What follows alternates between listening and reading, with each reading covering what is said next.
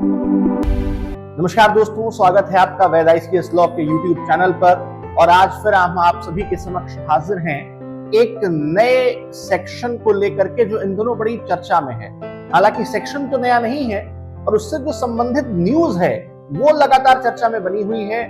हमने देखा कि कई सारे ऐसे बेटिंग एप्स जैसे कि Dream 11, fantasy league, Mahadeva betting app और तमाम बेटिंग एप्स में लोग इनका शिकार होते हैं। लोग या तो अपना पैसा गंवाते हैं या तो लोग अब जीते हुए पैसे को क्लेम नहीं कर पाते हैं। और जब हम इंडियन कॉन्ट्रैक्ट एक्ट के सेक्शन 30 की बात करते हैं तो जहां पर स्पष्ट रूप से लिखा हुआ है agreement by wager shall be void, यानी वेजर जिसका मतलब बहुत आसान शब्दों में कहा जाए तो बेटिंग, यानी कि शर्त लगाना वो पूर्णतः प्रतिबंधित है। तो जब कॉन्ट्रैक्ट एक्ट इसको पूर्णतः प्रतिबंधित करता है, एक केस भी जहां तक है जो कि है घेरूलाल बनाम महादेव मैया का, जिसमें भी ये सुप्रीम कोर्ट ने कहा था कि ये कंप्लीटली वॉइड है पर इलीगल तो नहीं है।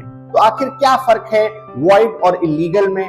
कैसे लोग इस बेटिंग ऐप में यदि फंसते हैं तो क्या उनको उनका पैसा मिलेगा, नहीं मिलेगा?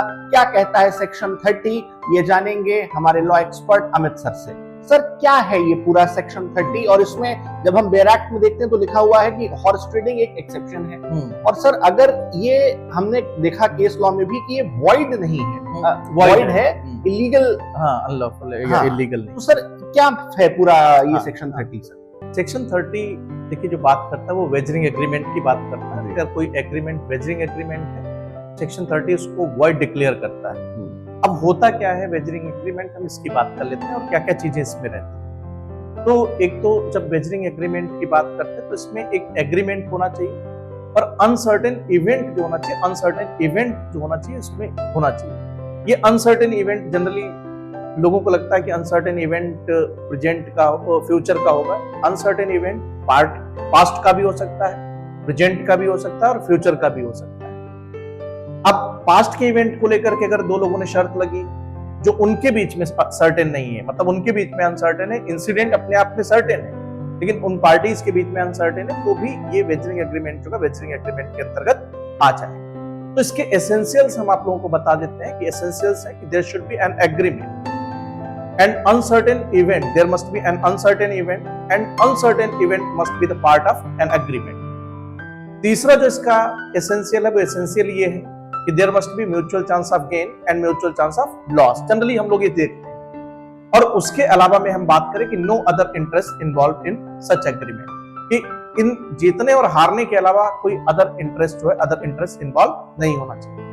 अब यहाँ पर एक शब्द इस्तेमाल किया गया कि mutual chance of gain and mutual chance of loss, मतलब जीतने के भी दोनों पार्टीज के चांसेस बराबर के हैं और दोनों पार्टीज के चांसेस हारने के भी बराबर के हैं। जैसा कि आपने ये अभी बताया ड्रीम 11 की बात की, उसमें कुछ लोग जो होते हैं, कुछ लोग पैसा लगाते हैं और पैसा लगाने के बाद में अगर वो जीत भी सकते हैं और वो हार भी सकते हैं। सामने वाले पर्सन जिसको पैसा दिया गया है उसके भी चांसेस है कि हो सकता है कि जिसने पैसा लगाया वो जीत जाए और हम हार जाए।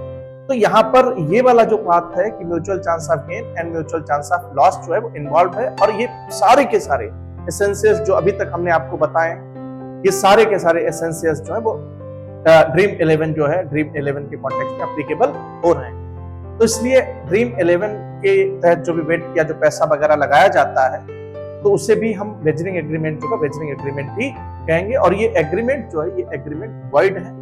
वाइड होने के पीछे जो रीजन था वो रीजन ये दिया गया कि ये पब्लिक पॉलिसी जो है पब्लिक पॉलिसी के अगेंस्ट।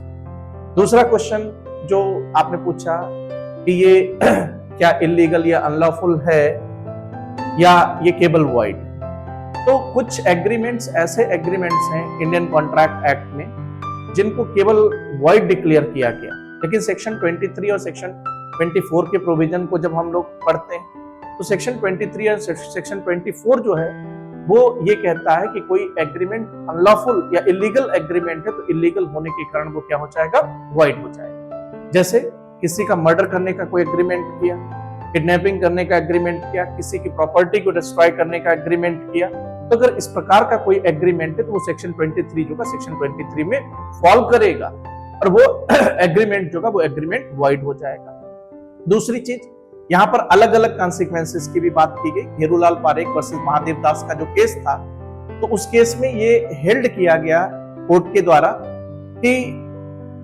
जो कोलेटरल एग्रीमेंट होता है वॉइड एग्रीमेंट का, वो वैलिड होता है, लेकिन कोलेटरल एग्रीमेंट अगर अनलॉफुल या इलीगल एग्रीमेट का है तो वो वॉइड ही होगा। जैसे किसी का मर्डर करने के लिए किसी से कोई कॉन्ट्रैक्ट किया गया और कोई अमाउंट वगैरह देने की बात की गई, और पर्सन जिसने मर्डर करवाना चाह रहा था उसके पास पैसा नहीं था, उसने किसी अदर पर्सन से उधार ले लिया, तो ये उधारी का ट्रांजैक्शन मर्डर करने वाले ट्रांजैक्शन से जुड़ा हुआ है, उस एग्रीमेंट से जुड़ा हुआ, तो ये भी वॉइड हो जाएगा। लेकिन अगर जुआ खेलने के लिए, बेट लगने के लिए अगर किसी पर्सन ने पैसा वगैरह किसी से उधार ले रखा है, तो वो अपना उधार पैसा उस पर्सन से मांग सकता है, वो कोलेटरल एग्रीमेंट जो होगा, कोलेटरल एग्रीमेंट वॉइड नहीं होगा। ये घेरूलाल पारेख का केस जो था, घेरूलाल पारेख के केस में ये चीज हेल्ड की गई थी कोर्ट के द्वारा। तो सर, अगर दो दोस्त आपस में शर्त लगाते हैं, हम लोग अक्सर कहते हैं कि साहब इंडिया जीतेगी या हारेगी, फाइनल में पहुंचेगी नहीं होगी, तो ये जो सर शर्त लगती है, क्या सर ये भी एक प्रकार का वेजरिंग एग्रीमेंट है? हाँ बिल्कुल है वेजरिंग एग्रीमेंट, क्योंकि इसमें सारे सेंसेस शर्त में देखिए भविष्य की घटना के बारे में यहाँ पर ली जा रही है, जो अपने आप में अनसर्टेन है, जीत भी सकती है और हार भी सकती है जी। और जीतने और हारने के आधार पर जो शर्त लगी गई, और पहली बात ये अनसर्टेन इवेंट पर किसी भी पर्सन का कोई कंट्रोल भी नहीं जी, तो इस वजह से हम इसको वेजरिंग एग्रीमेंट जो है, वेजरिंग एग्रीमेंट। और सर जो लोग जिन पर लाइबिलिटी हम देखते हैं 25 लाख की, 1 करोड़ की, 2 करोड़ की लाइबिलिटी उन पर आ चुकी है किसी भी गेम की वजह से, तो सर क्या वो बाध्य हैं ये पैसा देने के लिए, या उनके पास कोई लीगल प्रोविजन नहीं? जब हम वेजरिंग एग्रीमेंट की बात करते हैं तो ये वॉइड एग्रीमेंट है, और section 2G Indian contract act जो है, इंडियन कॉन्ट्रैक्ट एक्ट है, ये कहता है कि void agreement means such agreement which is not enforceable by law. तो ऐसा करार जो विधि के द्वारा प्रवर्तनीय नहीं, जो कानून के द्वारा लागू किया जाने योग्य नहीं है, वो एग्रीमेंट, वो करार जो था, वो करार शून्य होता है। ये 2G में स्पष्ट तौर पर लिख दिया गया। तो इसका मतलब हम अगर कोर्ट में भी जाकर के कोई रिलीफ अगर क्लेम करना चाहते हैं तो हम रिलीफ क्लेम नहीं कर सकते। इवन हम अगर पैसा जीत भी गए और हम अपने जीते हुए पैसे की मांग कर रहे हैं, तो वो पार्टी हमें जीता हुआ पैसा भी देने के लिए बाउंड नहीं। इस प्रकार की हम न्यूज सुनते हैं कि मैंने टीम बनाई थी और मैंने ये जो है कार जीत ली, मैंने टीम बनाई थी, मैंने अपना 1 करोड़ रुपए जीत लिया, क्या ये सर वास्तविक होता है या ये केवल एक गिमिक है? इसके बारे में तो हम बहुत नहीं बता सकते हैं। हाँ, लेकिन हाँ कि हमने सुना है, लोगों को देखा भी है जीतते हुए। लेकिन हाँ, हमारे सराउंडिंग में जो लोग हैं, जो लोग इस तरीके से इन सब चीजों में शामिल रहते हैं, तो किसी को हमने 1000 या 1500 रुपए से ज्यादा जीतते हुए नहीं देखा, और ज्यादातर जो हमने देखा वो हारते हुए ही देखा। कि गवाए होंगे उन्होंने बहुत सारे पैसे और जीता होगा थोड़ा बहुत पैसा। तो ये चीज हमारी सराउंडिंग में जो हमने देखा, बाकी कार तो हमने नहीं देखा किसी को भी जीतते। आजकल एक एडवर्टीजमेंट आता है, रोहित शर्मा कहते हैं कि उन्हें लैम्बोर्गिनी दे देंगे। यानी केवल और केवल ये एक प्रकार का छल है जो लोगों के साथ किया जा रहा है। और हम आशा करते हैं बहुत सरल और आसान शब्दों में आपको फर्क समझ में आया होगा। क्या होता है वेजरिंग एग्रीमेंट, क्या कहता है सेक्शन 30, और ऐसे तमाम वीडियोस, ऐसे तमाम जानकारियां हम आपके साथ आपके समक्ष लेकर आते रहेंगे। और हम आपको बता दें कि 26 मार्च से शुरू होने जा रहा है वेद ICS लॉ में PCSJ का नया pre cum mains foundation batch, जिसके लिए रजिस्ट्रेशन स्टार्ट हो चुके हैं। आप नीचे दिए हुए नंबरों पर कॉल करके तमाम जानकारियां दे सकते हैं, और ये ऑफलाइन ऑनलाइन दोनों मोड्स में उपलब्ध है। बहुत बहुत धन्यवाद। जय हिंद, जय भारत।